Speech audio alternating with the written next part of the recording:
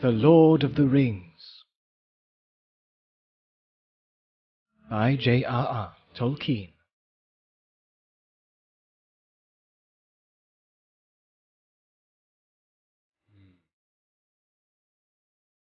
Book 1. The Fellowship of the Ring. Chapter 1.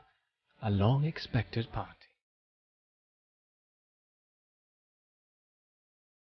When Mr. Bilbo Baggins of Bag End announced that he would shortly be celebrating his 111st birthday with a party of special magnificence, there was much talk and excitement in Hobbiton. Bilbo was very rich and very peculiar, and had been the wonder of the Shire for 60 years, ever since his remarkable disappearance and unexpected return.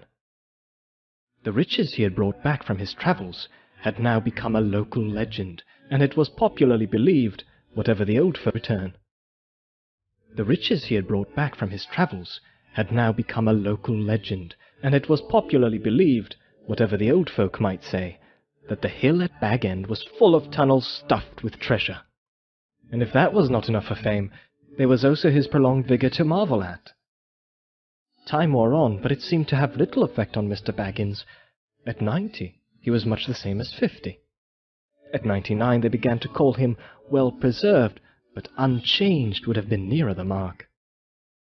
There were some that shook their heads and thought this was too much of a good thing. It seemed unfair that anyone should possess, apparently, perpetual youth, as well as reputedly inexhaustible wealth. "It'll have to be paid for," they said. "It isn't natural, and trouble will come of it." But so far, trouble had not come, and as Mr. Baggins was generous with his money, most people were willing to forgive him his oddities with his relatives, except, of course, the Sackville Bagginses, and he had many devoted admirers among the hobbits of poor and unimportant families. But he had no close friends, until some of his younger cousins began to grow up. The eldest of these, and Bilbo's favourite, was young Frodo Baggins. When Bilbo was 99, he adopted Frodo as his heir, and brought him to live at Bag End, and the hopes of the Sackville Bagginses were finally dashed. Bilbo and Frodo happened to have the same birthday, September the 22nd. "You had better come and live here, Frodo, my lad," said Bilbo one day, "and then we can celebrate our birthday parties comfortably together." At that time Frodo was still in his tweens, as the hobbits called the irresponsible 20s between childhood and coming of age at 33. 12 more years passed. Each year the Bagginses had given very lively combined birthday parties at irresponsible 20s between childhood and coming of age at 33. 12 more age at 33. 12 more years passed. Each year the Bagginses had given very lively combined birthday parties at Bag End, but now it was understood that something quite exceptional was being planned for that autumn. Bilbo was going to be 111. 111. A rather curious number, and a very respectable age for a hobbit. The old Duke himself had only reached 130. And Frodo was going to be 33. 3-3. An important number, the date of his coming of age. Tongues began to wag in Hobbiton and Bywater, and rumour of the coming event travelled all over the Shire. The history and character of Mr. Bilbo Baggins became once again the chief topic of conversation, and the older folk suddenly found their reminiscences in welcome demand. No one had a more attentive audience than old Ham Gamgee, commonly known as the Gaffer. He held Sam Gamgee. Both father and son were on very friendly terms with Bilbo and Frodo. They lived on the hill itself, in number 3, Bagshot Row, just below Bag End. "A very nice, well-spoken, gentle hobbit is Mr. Bilbo, as I've always said," the Gaffer declared, with perfect truth, for Bilbo was very polite to him, calling him Master Handfast, and consulting him constantly upon the growing of vegetables. In the matter of roots, especially potatoes, the Gaffer was recognized as the leading authority by all in the neighbourhood, including himself. "But what about this Frodo that lives with him?" asked old Noakes of Bywater. "Baggins is his name, but he's more than half a brandybuck, they say. It beats me why any Baggins in Hobbiton should go looking for a wife away there in Buckland, where folks are so queer." "And no wonder they're queer," put in Daddy Twofoot. the Gaffer's next-door neighbour. "If they live on the wrong side of the Brandywine River and right agin the old forest, that the Brandybucks of Buckland live in the old forest. They're a queer breed, seemingly. They fool about with boats on that big river, and that isn't natural. Small wonder that trouble came of it, I say. But be that as it may, Mr. Frodo is as nice a young hobbit as you could wish to meet. Very much like Mr. Bilbo, and in more than looks. After all, his father was a Baggins.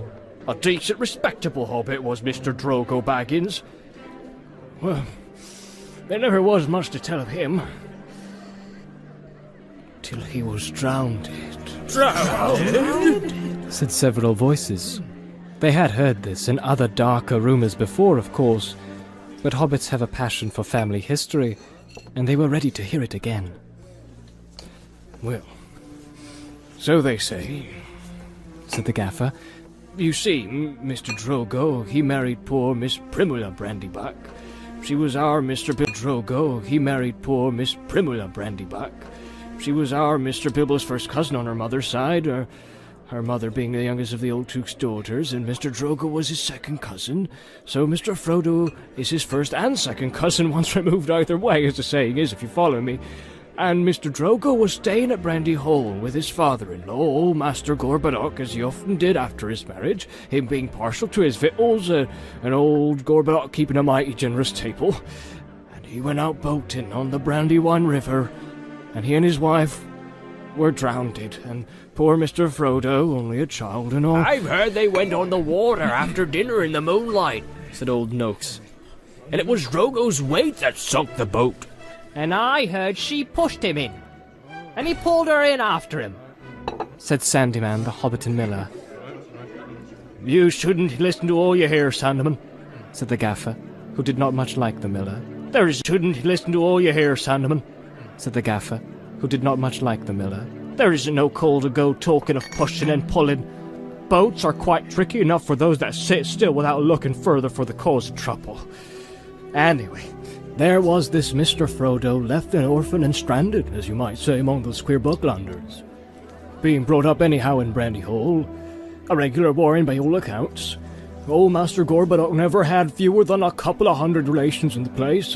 Mr. Bilbo never did a kinder deed than when he brought the lad back to live among decent folk. But I reckon it was a nasty shock for those Sackville Bagginses.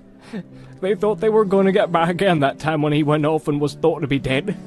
And then he comes back and orders them off, and goes on living and never looking a day older, bless him. And suddenly he produces an heir, and has all the papers made up proper, or it is to be hoped not. There's a tidy bit of money tucked away up there, I hear tell, said a stranger, a visitor on business from Michael Delving in the West Farthing. Oh, the top of your hill is full of tunnels packed with chests of gold and silver and jewels, by what I've heard. Then you've heard more than I can speak to, answered the Gaffer. I know nothing about jewels. Mr. Bilbo's free with his money, and there seems no lack of it, but I know of no tunnel making. I saw Mr. Bilbo when he came back, a matter of 60 years ago when I was a lad. I'd not long come prentice to old Holman, him being my dad's cousin, but he had me up at Baggown helping him to keep folks from trampling and traipsing all over the garden while the sale was on. And in the middle of it all, Mr. Bilbo comes up the hill with a pony, and some mighty big bags and a couple of chests. I don't doubt they were mostly full of treasure he had picked up in foreign parts, where they're full of chests. I don't doubt they were mostly full of treasure he had picked up in foreign parts, where there be mountains of gold, they say. But there wasn't enough to fill tunnels. But my lad Sam, we'll know more about that. He's in and out of Bag End. Crazy about stories of the old days, he is. And he listens to all Mr. Bilbo's tales. Mr. Bilbo has learned him his letters, meaning no harm, mark you, and I hope no harm will come of it. Elves and dragons, I says to him, cabbages and potatoes are better for me and you. Don't go getting mixed up in the business of your betters, or you'll land in trouble too big for you, I says to him. And I might say it to others, he added with a look at the stranger and the miller. But the gaffer did not convince his audience. The legend of Bilbo's wealth was now too first, argued the miller, voicing common opinion. He's often away from home. And look at the outlandish folk that visit him. Dwarves coming at night, and that old wandering conjurer, Gandalf and all. You can say what you like, Gaffer, but Bag End's a queer place. And its folk are queerer. And you can say what you like about what you know no more than you do about it, Mr. Sandyman, retorted the gaffer, disliking the miller even more than usual. If that's being queer, then we could do with a bit more queerness in these parts. There's some not far away that wouldn't offer a pint of beer to a friend if they lived in a hole with golden walls. But they do things proper at Bag End. Our Sam said that everyone's going to be invited to the party. And there's going to be presents, mark you. Presents for all. This very month, as is. Very month, as is. That very month was September, and as fine as you could ask. A day or two later, a rumor, probably started by the knowledgeable Sam, was spread about that there were going to be fireworks. Fireworks, what is more, such as had not been seen in the Shire for nigh on a century. Not indeed since the old Duke died. Days passed, and the day drew nearer. An odd-looking wagon, laden with odd-looking packages, rolled into Hobbiton one evening and toiled up the hill to Bag End. The startled hobbits peered out of lamplit doors to gape at it. It was driven by outlandish folk, singing strange songs, dwarves with long beards and deep hoods. A few of them remained at Bag End. At the end of the second week in September, a cart came in through Bywater from the direction of the Brandywine Bridge in broad daylight. The old man was driving it all alone. He wore a tall, pointed blue hat, a long grey cloak, and a silver scarf. He had a long white beard and bushy eyebrows that stuck out beyond the brim of his hat. Small hobbit children ran after the cart all through Hobbiton and right up the hill. It had a cargo of fireworks, as they rightly guessed. At Bilbo's front door, the old man began to unload. There were great bundles of fireworks of all sorts and shapes, each labelled with a large red Fëanorian G and the elf rune G. That was Gandalf's mark, of course, and the old man was Gandalf the Wizard, whose fame in the Shire was due mainly to his skill with fires, smokes, and lights. His real business was far more difficult and dangerous, but the Shire folk knew nothing about it. To them he was just one of the attractions at the party, hence the excitement of the hobbit children. "Jeeves!" they shouted, and the old man smiled. They knew him by sight, though he only appeared in Hobbiton occasionally and never stopped long. But neither they nor any but the oldest of their elders had seen one of his firework displays. They now belonged to the legendary past. When the old man, helped by Bilbo and some dwarves, had finished unloading, Bilbo gave a few pennies away, but not a single squib or cracker was forthcoming, to the disappointment of the onlookers. "Run away now, said Gandalf. You will get plenty when the time comes." Then he disappeared inside with Bilbo, and the door was shut. The young hobbit stared at the door in vain for a while, and then made off, feeling that the day of the party would never come. Inside Bag End, Bilbo and Gandalf were sitting at the open window of a small room looking out west onto the garden. The late afternoon was bright and peaceful. The flowers glowed red and golden, nasturtiums trailing all over the turf walls and peeping in at the round windows. "How bright your garden looks," said Gandalf. "Yes," said Bilbo. "I'm very fond indeed of it, and of all the dear old Shire. But I think I need a holiday." "You mean to go on with your plan, then?" "I do. I made up my mind months ago, and I haven't changed it." "Very well. It is no good saying any more. Stick to your plan. Your whole plan, mind. And I hope it will turn out for the best. For you, and for all of us." I hope so. Anyway, I mean to enjoy myself on Thursday and have my little joke, Who will laugh, I wonder? said Gandalf, shaking his head. There might have been some grumbling about dealing locally, but that very week orders began to pour out of Bag End for every kind of provision, commodity or luxury that could be obtained in Hobbiton or Bywater or anywhere in the neighbourhood. People became enthusiastic, and they began to tick off the days on the calendar, and they watched eagerly for the postman, hoping for invitations. Before long, the invitations began pouring out, and the Hobbiton post office was blocked, and the Bywater post office was snowed under, and voluntary assistant postmen were called for. There was a constant stream of them going up the hill, carrying hundreds of polite variations on, "Thank you, I shall certainly come." A notice appeared on the gate at Bag End. No admittance except on party business. Even those who had, or pretended to have party business, were seldom allowed inside. Bilbo was busy, writing invitations, ticking off answers, packing up. From the time of Gandalf's arrival, he remained hidden from view. One morning, the hobbits woke to find the large field south of Bilbo's front door covered with ropes and poles for tents and pavilions. A special entrance was cut into the bank leading to the road, and wide steps and a large white gate were built there.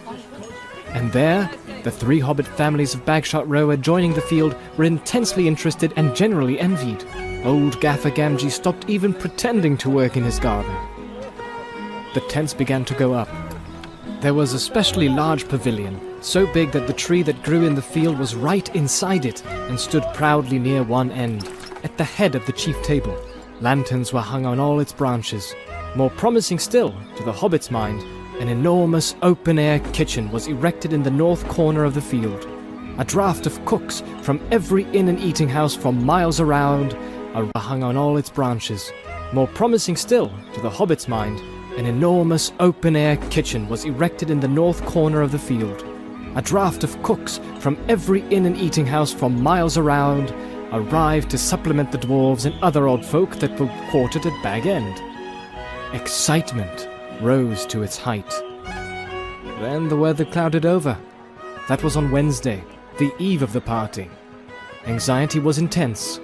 Then Thursday, September the 22nd, actually dawned. The sun got up, the clouds vanished, flags were unfurled, and the fun began. Bilbo Baggins called it a party, but it was really a variety of entertainments rolled into one. Practically everybody living near was invited. A very few were overlooked by accident, but as they turned up all the same, that did not matter. Many peeped in person.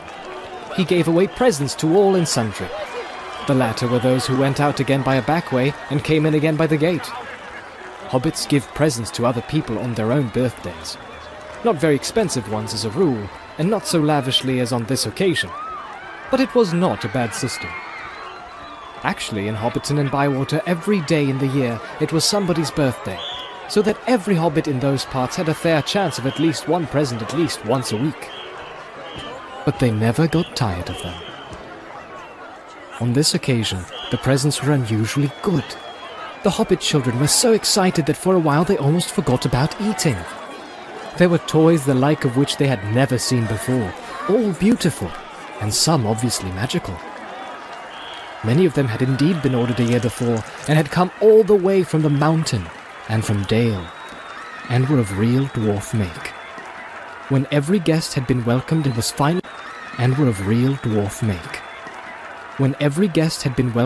finally inside the gate, there were songs, dances, music, games, and of course, food and drink. There were 3 official meals: lunch, tea, and dinner, or supper. But lunch and tea were marked chiefly by the fact that at those times all the guests were sitting down and eating together. At other times, there were merely lots of people eating and drinking, continuously from 11 until 6:30, when the fireworks started. The fireworks were by Gandalf. They were not only brought by him, but designed and made by him. And the special effects, set pieces, and flights of rockets were let off by him. But there was also a generous distribution of squibs, crackers, bacca wrappers, sparklers, torches, dwarf candles, elf fountains, goblin barkers, and thunderclaps. There were rockets like a flight of scintillating birds singing with sweet voices. There were green trees with trunks of dark smoke. Their leaves opened like a whole spring unfolding in a moment, and their shining branches dropped glowing flowers down upon the astonished hobbits, disappearing with a sweet scent just before they touched their upturned faces. There were fountains of butterflies that flew, glittering into the trees. There were pillars of coloured fires that rose and turned into eagles, or sailing ships, or a phalanx of flying swans. There was a red thunderstorm and a shower of yellow rain.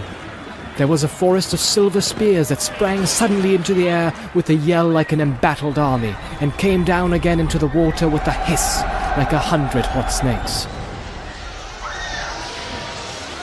And there was also one last surprise. In honor of Bilbo, And there was also one last surprise. In honor of Bilbo, and it startled the hobbits exceedingly, as Gandalf intended. The lights went out. A great smoke went up. It shaped itself like a mountain seen in the distance, and began to glow at the summit. It spouted green and scarlet flames. Out flew a red golden dragon, not life-size, but terribly lifelike. Fire came from its jaws. Its eyes glared down. There was a roar, and he whizzed 3 times over the heads of the crowd. They all ducked, and many fell flat on their faces. The dragon passed like an express train, turned a somersault, and burst over Bywater with a deafening explosion.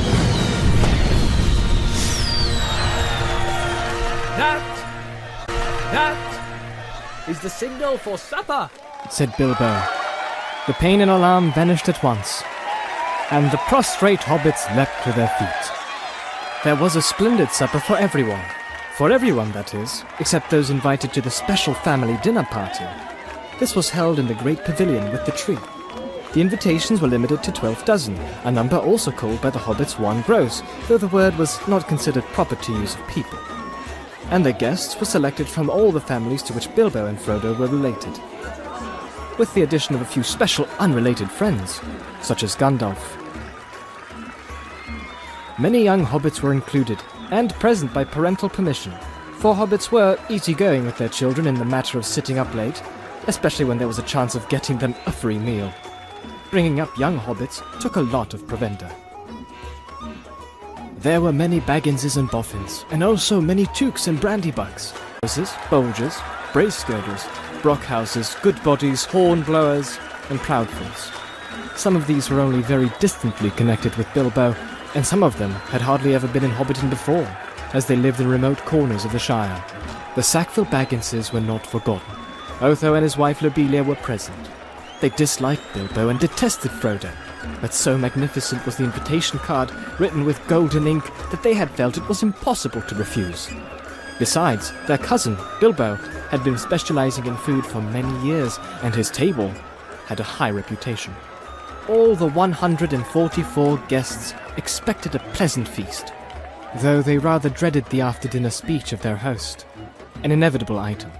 He was liable to drag in bits of what he called poetry, and sometimes after a glass or two would allude to the absurd adventures of his mysterious journey. The guests were not disappointed. They had a very pleasant feast. In fact, and it fell almost to nothing throughout the district in the ensuing weeks.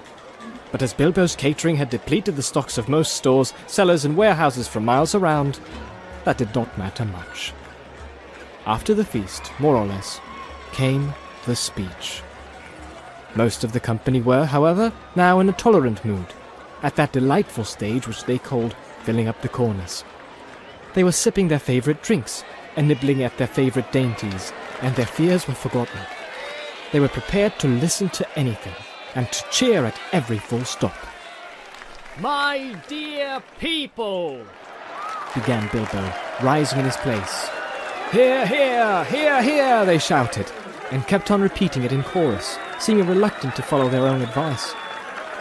Bilbo left his place and went and stood on a chair under the illuminated tree. The light of the lanterns fell on his beaming face. The golden buttons shone on his embroidered silk waistcoat. "Ah," they shouted, and kept on repeating it in chorus, seeming reluctant to follow their own advice. Bilbo left his place and went and stood on a chair under the illuminated tree. The light of the lanterns fell on his beaming face. The golden buttons shone on his embroidered silk waistcoat. They could all see him standing, waving one hand in the air, the other was in his trouser pocket. My dear Bagginses and Boffins, He began again. and my dear Tooks and Brandybucks, and Grubs, and Chubs, and Burrowses, and Hornblowers, and Bolgers, Brace Girdles, Good Bodies, Brockhouses, and Proudfoots. Proud feet! Shouted an elderly hobbit from the back of the pavilion. His name, of course, was Proudfoot, and well merited.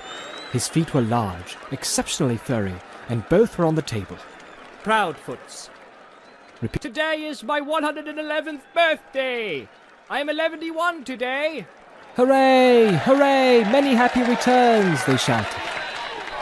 And they hammered joyously on the tables.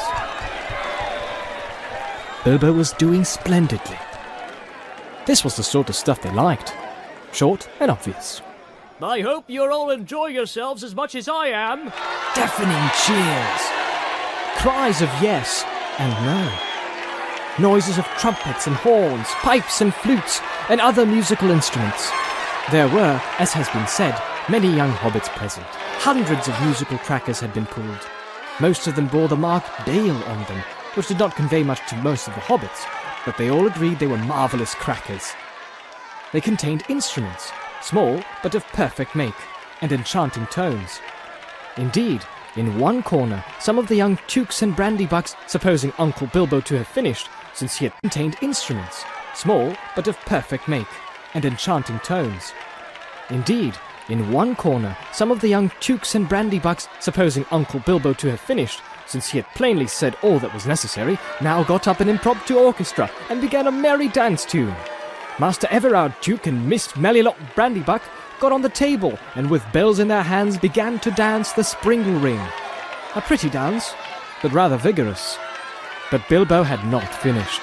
Seizing a horn from a youngster nearby, he blew 3 loud hoots. The noise subsided. I shall not keep you long. He cried. Cheers from all the assembly. I have called you all together for a purpose.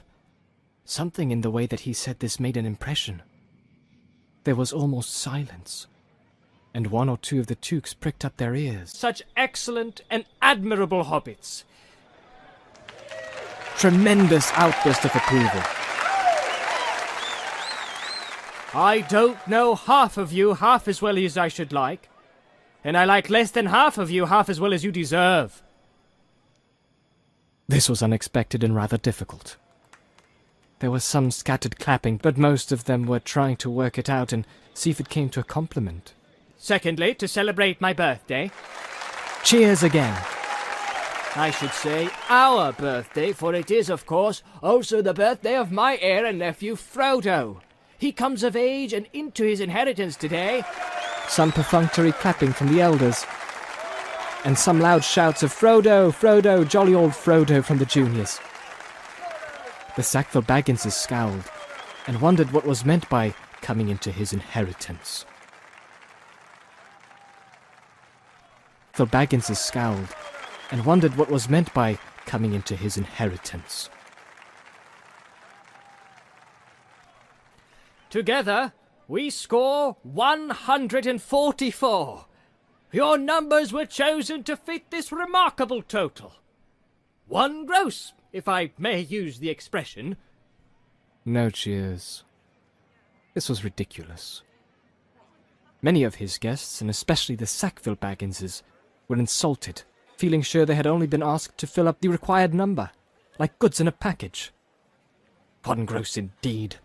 Vulgar expression. It is also, if I may be allowed to refer to ancient history, the anniversary of my arrival by Beryl at Esgaroth on the Long Lake. Though the fact that it was my birthday slipped my memory on that occasion. I was only 51 then, and birthdays did not seem so important. The banquet was very, however, though I had a bad cold at the time, I remember, and could only say, "Thank you very much." I now repeated more correctly, "Thank you very much for coming to my little party." Obstinate silence. They all feared that the song or some poetry was now imminent, and they were getting bored. Why couldn't he stop talking and let them drink his health? But Bilbo did not sing or recite. He paused for a moment.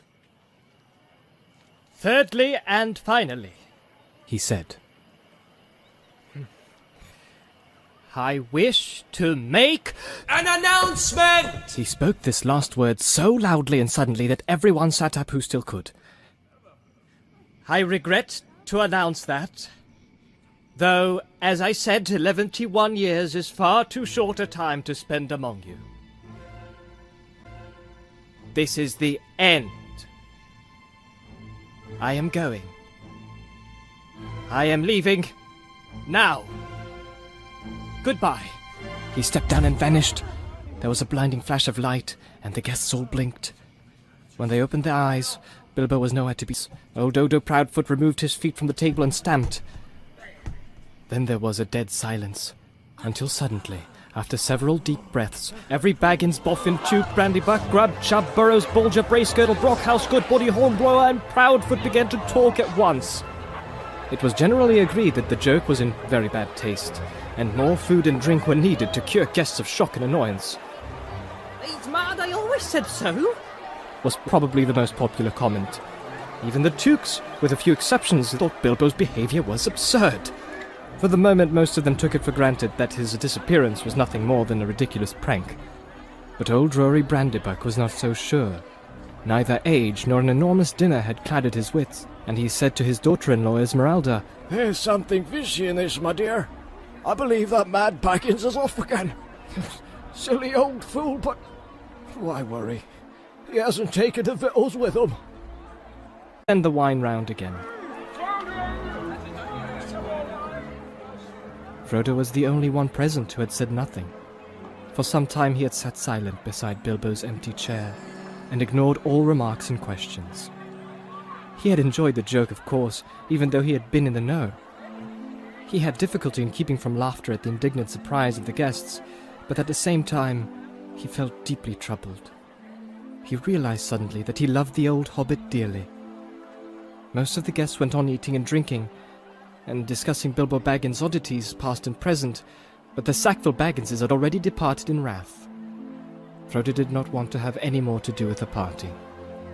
He gave orders for more wine to be served. Then he got up and drained his own glass silently, to the health of Bilbo, and slipped out of the pavilion.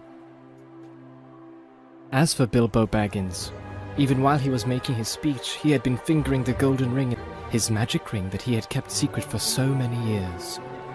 As he stepped down, he slipped it on his finger, and he was never seen by any hobbit in Hobbiton again. He walked briskly back to his home, and stood for a moment listening with a smile to the din in the pavilion and to the sounds of merrymaking in other parts of the field. Then he went in. He took off his party clothes, folded up and wrapped in tissue paper his embroidered silk waistcoat, and put it away. Then he put on quickly some old untidy garments, and fastened round his waist a worn leather belt. On it he hung a short sword in a battered black leather scabbard. From a locked drawer, smelling of old mothballs, he took out an old cloak and hood. They had been locked up as if they were very precious, but they were so patched and weather-stained that their original color could hardly be guessed. It might have been dark green. They were rather too large for him. He then went into his study, and from a large strong-box took out a bundle wrapped in old cloth, and a leather-bound manuscript, and also a large bulky envelope. The book and bundle he stuffed into the top of a heavy bag that was standing there, already nearly full. Into the envelope he slipped his golden ring, and its fine chain, and then sealed it, and addressed it to Frodo. At first he put it on the mantelpiece, but suddenly he removed it and stuck it in his pocket. At that moment the door opened, and Gandalf came quickly in. Oh, Hello? said Bilbo. I wondered if you would turn up. I am glad to find you visible. Replied the wizard, sitting down in a chair. I wanted to catch you and have a few final words. I suppose you feel that everything has gone off splendidly and according to plan? Yes, I do. Said Bilbo. Though that flash was surprising. It quite startled me, let alone the others. A little addition of your own, I suppose. Surprising. It quite startled me, let alone the others. A little addition of your own, I suppose. It was.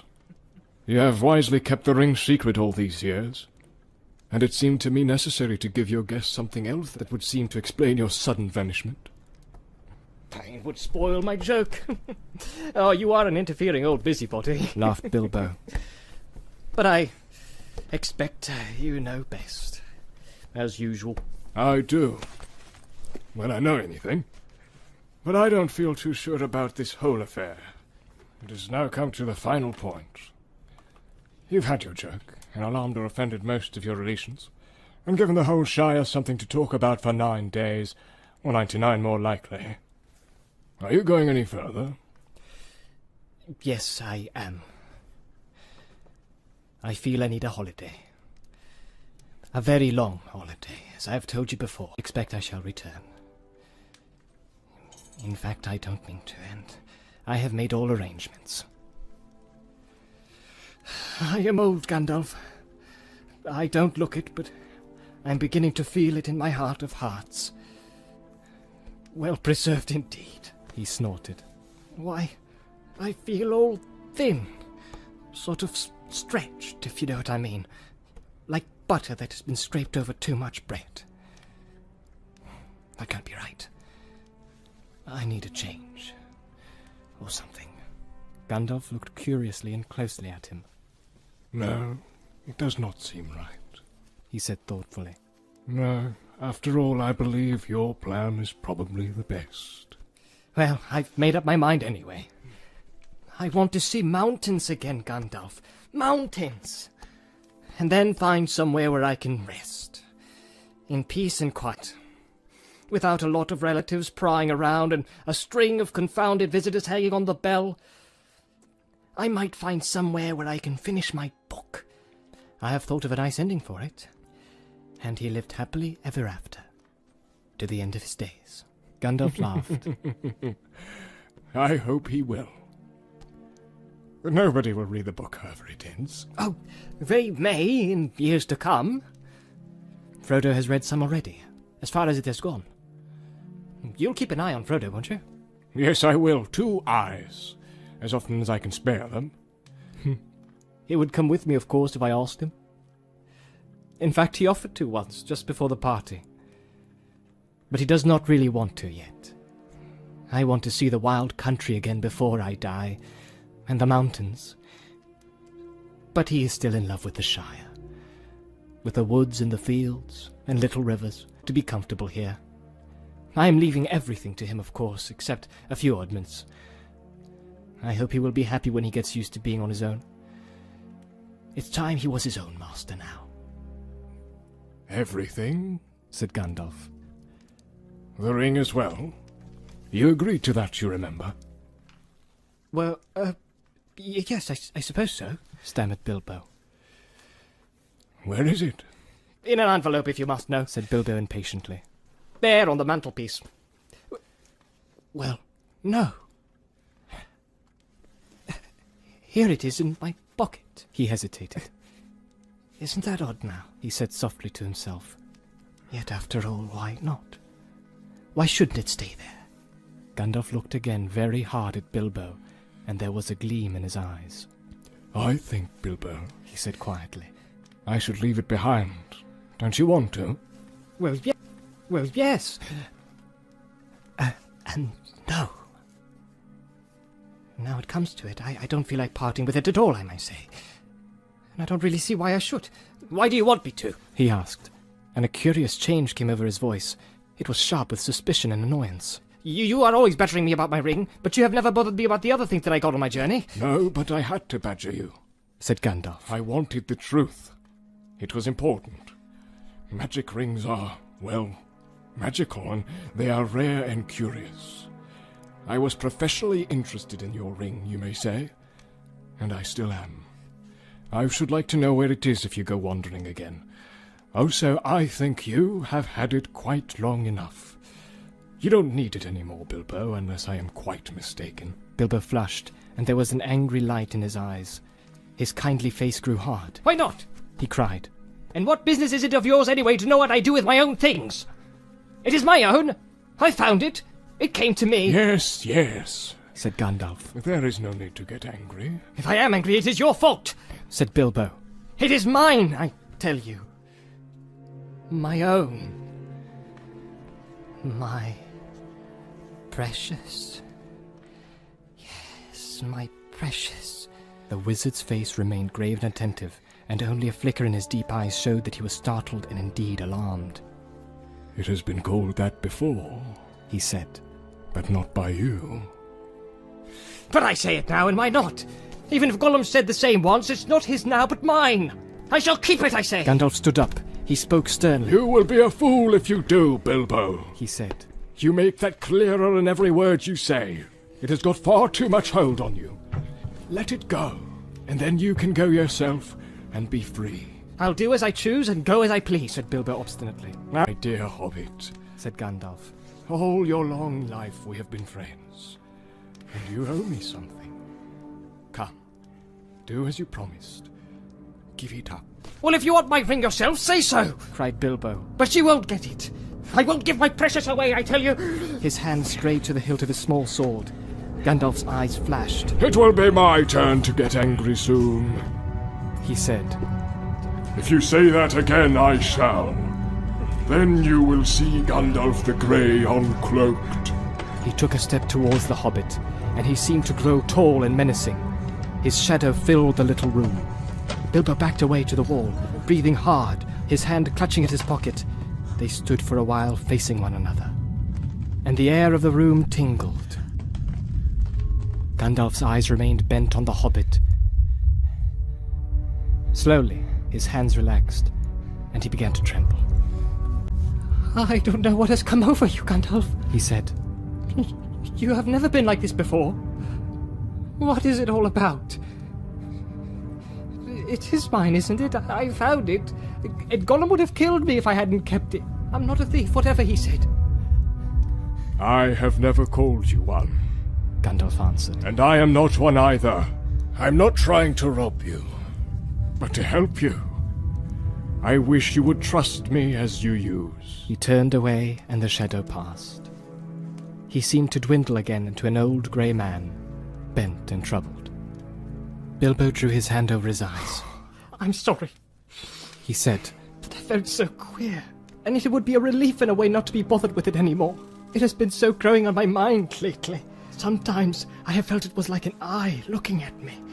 And I'm always wanting to put it on and disappear, don't you know? Wondering if it is safe. And pulling it out growing on my mind lately. Sometimes I have felt it was like an eye looking at me. And I'm always wanting to put it on and disappear, don't you know? Wondering if it is safe. And pulling it out to make sure. I tried locking it up, but I found I couldn't rest without it in my pocket. I don't know why, and I don't seem able to make up my mind. Then trust mine. Said Gandalf. It is quite made up. Go away and leave it behind. Stop possessing it. Give it to Frodo, and I will look after him. Bilbo stood for a moment tense and undecided. Presently he sighed. All right, He said with an effort. I will. Then he shrugged his shoulders and smiled rather ruefully. After all, that's what this party business was all about, really. To give away lots of birthday presents, and somehow make it easier to give it away at the same time. It hasn't made it any easier in the end, but it would be a pity to waste all my preparations. It would quite... Said Bilbo. It goes to Frodo.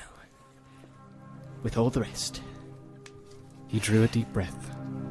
And now I really must be starting or someone else will catch me. I have said goodbye, and I couldn't bear to do it all over again. He picked up his bag and moved to the door. You have still got the ring in your pocket. Said the wizard. Oh, well, so I have. Cried Bilbo. And with my will and all the other documents too. Oh, you had better take it and deliver it for me. That will be safest, No, don't give the ring to me. said Gandalf. Put it on the mantelpiece. You'll be safe enough there till Frodo comes. I shall wait for him. Bilbo took out the envelope, but just as he was about to set it by the clock, his hand jerked back, and the packet fell on the floor. Before he could pick it up, the wizard stooped and seized it and set it in its place. A spasm of anger passed swiftly over the hobbit's face again. Suddenly it gave way to a look of relief and a laugh. "Well, that's that," he said. "Now, I'm off." They went out into the hall. Bilbo chose his favourite stick from the stand, and then he whistled. 3 dwarves came out of different rooms where they had been busy. "Is everything ready?" asked Bilbo. "Everything packed and labelled?" Everything. They answered. "Well, let's start then." He stepped out of the front door. It was a fine night, and the black sky was dotted with stars. He looked up, sniffing the air. What fun! What fun to be off again, off on the road with dwarves! This is what I've really been longing for years! "Goodbye," he said, looking at his old home and bowing to the door. "Goodbye, Gandalf." Goodbye for the present, Bilbo. Take care of yourself enough, and perhaps wise enough. Take care. I don't care. Don't you worry about me. I'm as happy now as I have ever been, and that is saying a great deal. But the time has come. I am being swept off my feet at last, he added, and then in a low voice, as if to himself, he sang softly in the dark. The road goes ever on and on, down from the door where it began. Now far ahead the road has gone, and I must follow if I can, pursuing it with eager feet, until it joins some larger way, where many paths and errands meet, and whither then I cannot say. He paused, silent for a moment. Then with another word, he turned away from the lights and voices in the fields and tents, and followed by his 3 companions, went round into his garden, and trotted down the long sloping path. He jumped over a low place in the hedge at the bottom, and took to the meadows, passing into the night like a rustle of wind in the grass. Gandalf remained for a while staring after him into the darkness. Goodbye, my dear Bilbo. Until our next meeting, he said softly, and went back indoors.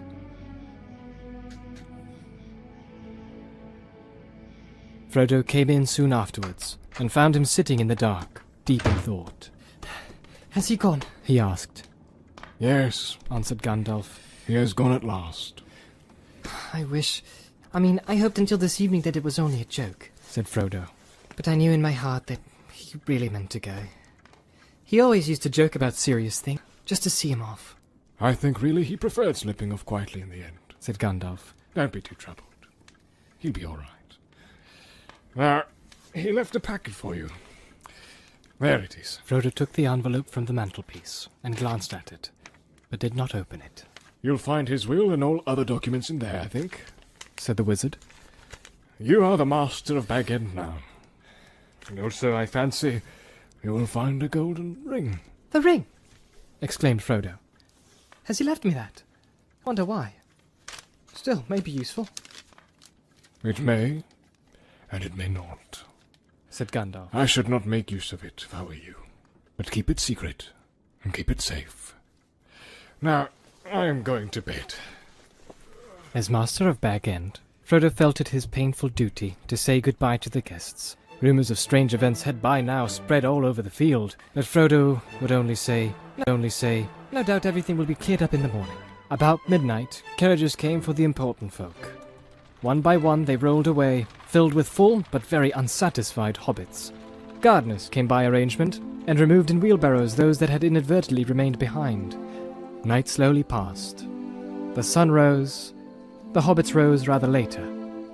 Morning went on. People came and began, by orders, to clear away the pavilions and the tables and the chairs, and the spoons and knives and bottles and plates, and the lanterns, and the flowering shrubs in boxes, and the crumbs and cracker paper, the forgotten bags and gloves and handkerchiefs, and the uneaten food, a very small item. Then a number of other people came, without orders. Bagginses and Boffins and Bolgers and Tooks and other guests that lived or were staying near. By midday, when even the best fed were out and about again, there was a large crowd at Bag End, uninvited, unexpected. Frodo was waiting on the step, smiling but looking rather tired and worried. He welcomed all the callers, but he had not much more to say than before. His reply to all inquiries was simply this: Mr. Bilbo Baggins has gone away, as far as I know, for good.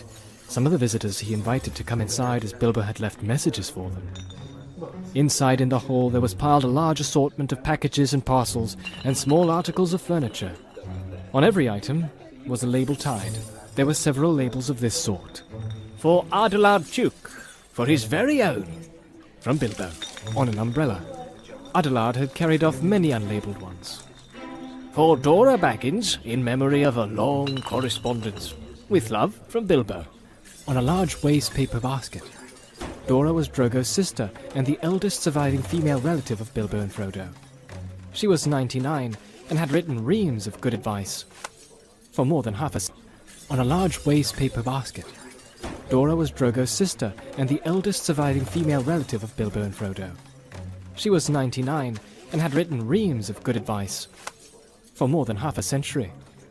For Milo Burrows, hoping it will be useful, from BB. On a gold pen and ink bottle. Milo never answered letters. For Angelica's use, from Uncle Bilbo. On a round convex mirror. She was a young Baggins, and too obviously considered her face shapely. For the collection of Hugo Bracegirdle, from a contributor. On an empty bookcase. Hugo was a great borrower of books, and worse than usual at returning them. For Lobelia Sackville Baggins, as a present. On a case of silver spoons. Bilbo believed that she had acquired a good many of his spoons while he was away on his former journey. Lobelia knew that quite well. Bilbo's residence had got rather cluttered up with things in the course of his long life. It was a tendency of hobbit holes to get cluttered up, for which the custom of giving so many birthday presents was largely responsible. Not, of course, that the birthday presents were always new. There were one or two old mathams of forgotten uses that had circulated all around the district, but Bilbo had usually given new presents, and kept those that he received. The old hole was now being cleared a little. Every one of the various parting gifts had labels, written out personally by Bilbo, and several had some point, or some joke. But of course, most of the things were given where they would be wanted and welcome. The poorer hobbits, and especially those of Bagshot Row, did very well. Old Gaffer Ganji got 2 sacks of potatoes, a new spade, a woolen waistcoat, and a bottle of ointment for creaking joints. Old Rory Brandybuck, in return for much hospitality, got 12 bottles of Old Wynyards. A strong red wine from the South Farthing, and now quite mature, as it had been laid down by Bilbo's father. Rory quite forgave Bilbo and voted him a capital fellow after the first bottle. There was plenty of everything left for Frodo, and of course all the chief treasures as well as the books, pictures, and more than enough furniture were left in his possession. There was, however, no sign nor mention of money or jewellery. Not a penny piece or a glass bead was given away. Frodo had a very trying time that afternoon.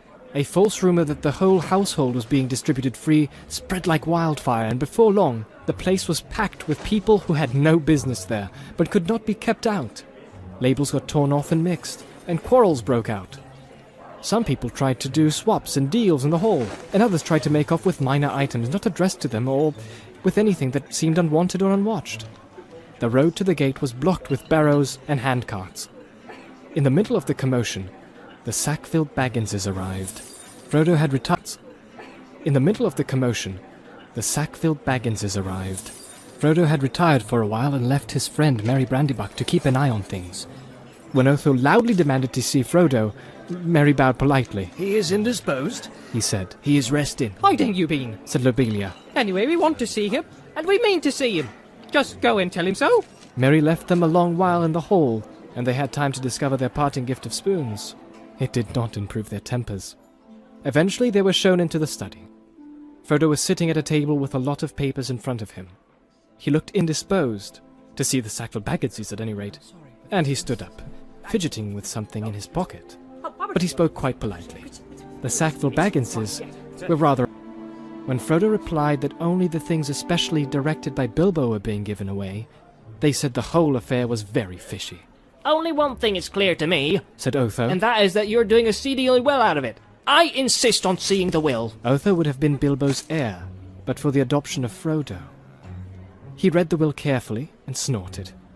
It was unfortunately very clear and correct, according to the legal customs of hobbits, which demand, among other things, 7 signatures of witnesses in red ink. Foiled again. He said to his wife. And after waiting 60 years? Spoons? Fiddlesticks! He snapped his fingers under Frodo's nose and stumped off. But Lobelia was not so easily got rid of.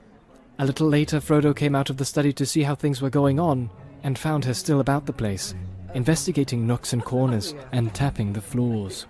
He escorted her firmly off the premises, after he had relieved her of several small, but rather valuable articles that had somehow... Wretched young fellow!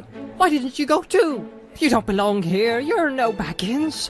You're a Brandybuck. Did you hear that, Mary? That was an insult if you like, said Frodo as he shut the door on her. It was a compliment. Said Mary Brandybuck. And so, of course, not true. Then they went round the hole, and evicted 3 young hobbits, 2 boffins and a bolger, who were knocking holes in the walls of one of the cellars.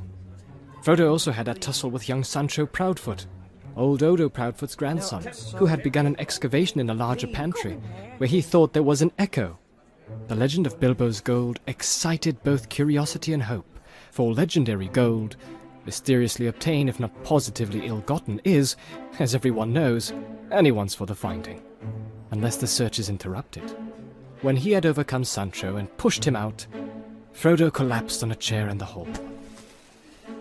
Excited both curiosity and hope, for legendary gold, mysteriously obtained if not positively ill-gotten, is, as everyone knows, anyone's for the finding, unless the search is interrupted. When he had overcome Sancho and pushed him out, Frodo collapsed on a chair in the hall. It's time to close the shop, Mary, he said. Lock the door, and don't open it to anyone today, not even if they bring a battering ram. Then he went to revive himself with a belated cup of tea. He had hardly sat down when there came a soft knock at the front door. Lobelia again, most likely, he thought. She must have thought of something really nasty, and I've come back again to say it.